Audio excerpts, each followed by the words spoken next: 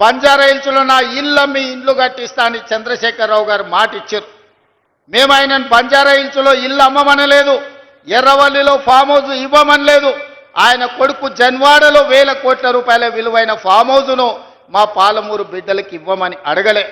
ప్రభుత్వం సొమ్ము, ప్రజలు కట్టిన పన్ను, మా 98 జీవో ప్రకారం నిర్వాసితులుగా ఉన్న ఈ కొల్లాపూర్ ప్రాంత రైతాంగాన్ని, పేదలను 10 ఏళ్ళు ముఖ్యమంత్రి చంద్రశేఖరరావు ఎందుకు ఆదుకోలేదు అని చెప్పి ఇవాళ జట్ప్రోల్ గ్రామం నుంచి నేను అడగదలుచుకున్నా.